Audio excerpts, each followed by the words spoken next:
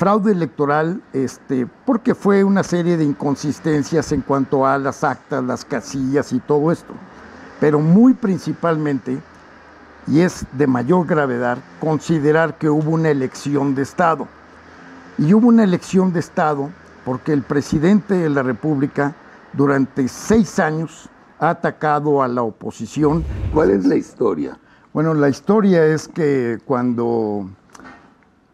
estoy muy preocupado porque el presidente de la República ha violado constantemente la Constitución desde antes de tomar poder. Sí. Inclusive el maestro Elisur Arteaga de la Libre Derecho le dijo, oiga, señor presidente, antes de que usted tome poder, usted ha violado 5 veces la Constitución.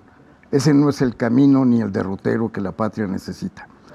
Entonces, pues analizando absolutamente todos los fallos, los grandes errores del presidente y la violación constante a la Constitución, esto me motivó principalmente a decir, pues no podemos como mexicanos, como ciudadanos, permitir estos actos tan tremendos en contra de la Constitución.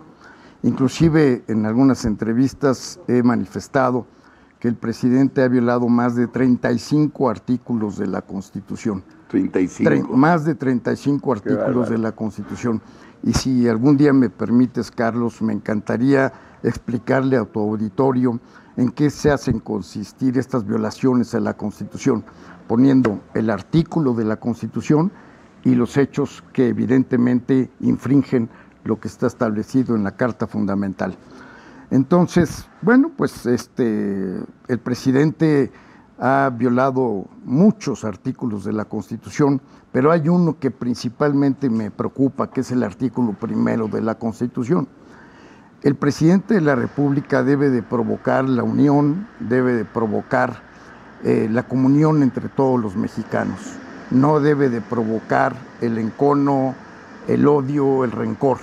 Y sin embargo, el artículo 1 de la Constitución dice que los gobernantes no podrán por ningún motivo hacer actos de discriminación, y esto está prohibido por el artículo 1 de la Constitución, porque por ningún motivo, por ningún orden social, de condición política o credo político, el presidente tiene por qué abonar en ese sentido.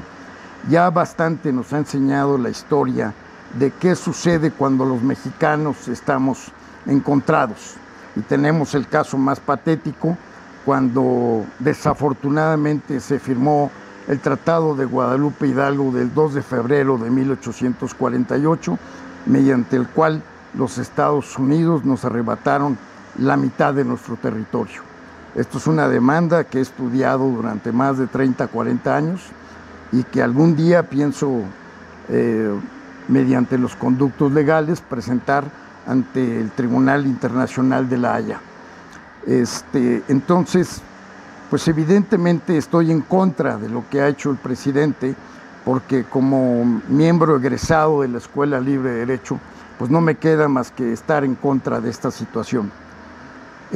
Posteriormente, pues cuando viene el día 2 de junio, pues empezando a analizar toda esta situación, donde todo el mundo se quedó sorprendido de cuáles fueron esos resultados no convalidados hasta la fecha, porque ella es hasta el día de hoy una candidata ganadora. Ella no es la presidenta electa. No.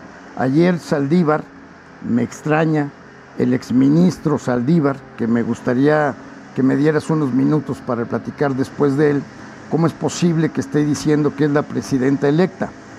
Entonces, empiezo a digerir un poco la situación y básicamente hablando, atiendo la investigación de la carpeta púrpura de Yuri Servolov. Nos ponemos en contacto, empezamos a hacer un intercambio de ideas, y cuando él me empieza a demostrar lo que ha investigado y las fallas de lo que se debe de considerar no únicamente un fraude electoral, sino una elección de Estado en todo el sentido de la palabra, es que tomo la decisión en base no únicamente a las pruebas ofrecidas por Yuri Servolov, sino en base a otros señores que también merecen todo mi respeto, todos ciudadanos. Nadie forma parte de un partido político, ni mucho menos. Y entonces presento una primera denuncia contra la señora Taddei, presento también una acusación contra la secretaria de Gobernación. ¿De qué los acuso? Sí, mira, primero, si me permites, te voy a contestar por qué consideramos que hubo fraude electoral y elección de Estado. Como tú digas, como quieras. Muy amable, Carlos. Claro. Fraude electoral, porque fue una serie de inconsistencias en cuanto a las actas, las casillas y todo esto. Pero muy principalmente, y es de mayor gravedad, considerar que hubo una elección de Estado. Y hubo una elección de Estado porque el presidente de la República durante 6 años ha atacado a la oposición desde las mañaneras, mintiendo, y lo que todo el mundo sabe. Posteriormente tenemos que también se autorizó a la señora Sheinbaum a hacer una campaña 3 años antes. También se considera que hubo una elección de Estado porque se violaron en una forma fundamental los principios de imparcialidad y de equidad.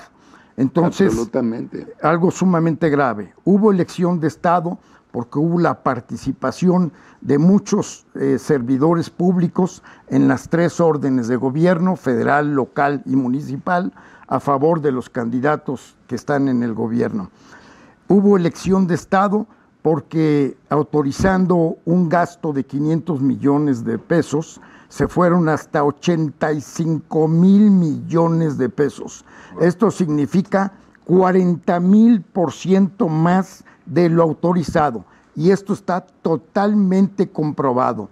Hubo elección de Estado porque hubo un manejo de recursos ilícitos en la campaña.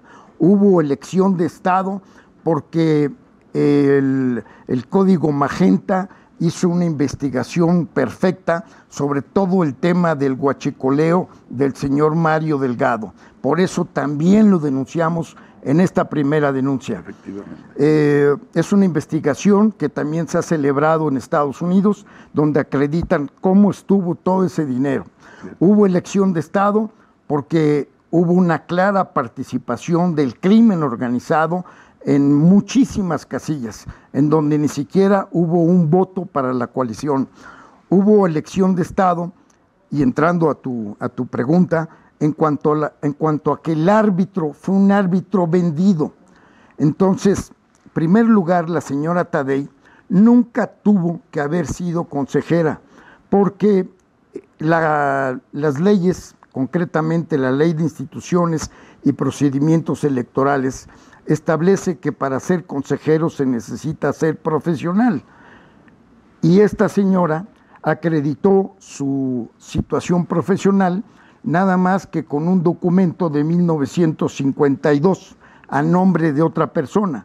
Entonces ella no reúne los requisitos para estar dentro del Consejo del Instituto Nacional Electoral. ¿Y qué me dices de Lenia Batres? No sabe ni siquiera cuántos artículos tiene la Constitución. Bueno, sí, efectivamente, ayer dijo que teníamos 197. No, pero es como su quinta metida de pata, o sea, no es que sea una. Así es, así no es. Es un lapsus, porque la leyó, dice, de los 197 artículos, sí, dice. Sí. Pendeja. La Constitución únicamente tiene 136 Nada artículos. Más. Sí, que yo sepa también, sí. Viene una denuncia contra ella y también contra Saldívar. Es la tercera denuncia que presentamos, de muchas que que vamos a presentar. Pero ¿a quiénes se las presentas, Guillermo? Eso se lo estamos presentando al fiscal general de la República, porque es el competente, porque son delitos del orden federal. Sí. Pero es muy importante decir que nosotros presentamos la denuncia primera el día 8 de agosto y el día 9 ante el público en la Fiscalía General de la República.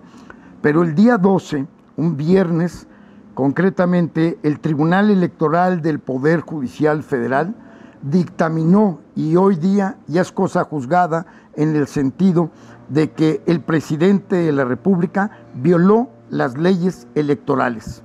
Esto es sumamente importante. Eso lo dijo ayer el tribunal. Bueno, es una sentencia que fue publicada el día 12 de julio, hace unos días, pero esto es muy importante porque de alguna manera coincide con lo que nosotros estamos denunciando.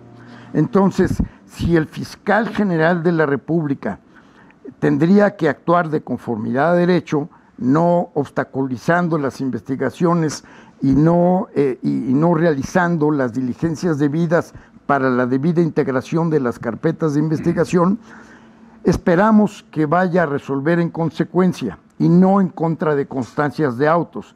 Pero también es muy importante señalar que el Tribunal Electoral, que es el único autorizado, competente constitucionalmente para decretar los términos de la licitud o ilicitud de la justa electoral.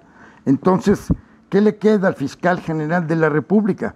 Él no va a hacer ni tiene la competencia para dictar la última verdad en esto. Y no creo que se anime a dictar una resolución cuando el Tribunal Electoral ya dictaminó que el presidente de la República incurrió en violaciones. ¿Y qué consecuencias tiene este dictamen? La sentencia del tribunal. Bueno, es muy importante porque yo creo que bien se pudieran desprender las responsabilidades de los servidores públicos, que es básicamente el título 4 de la Constitución Política de los Estados Unidos Mexicanos. Pero, a ver, a nivel práctico, y te lo va a preguntar muchísimo público, sí, claro, de Atípical, nadie va a hacer caso a tus demandas. No, tienen que hacer absolutamente caso. ¿Pero por qué van a hacer caso? A lo mejor sí te hacen caso, pero como es Contra López Obrador y está Claudia Sheinbaum de presidenta, ¿no te la van a poner siempre en el último cajón? No, te voy a explicar, Carlos y autoauditorio, sí, por qué estoy absolutamente convencido en que vamos a proceder. Porque finalmente hablando, si no me van a integrar y no me van a resolver conforme a lo que está exhibido y probado, y vuelvo a repetir, y probado, entonces pues tendré que acudir al Poder Judicial. Y creo, bajo determinadas circunstancias, que hoy el Poder Judicial, pues evidentemente no tiene las simpatías con el Poder Ejecutivo. No. Entonces, porque hay un ataque tremendo al Poder Judicial, que es el motivo también de mi denuncia.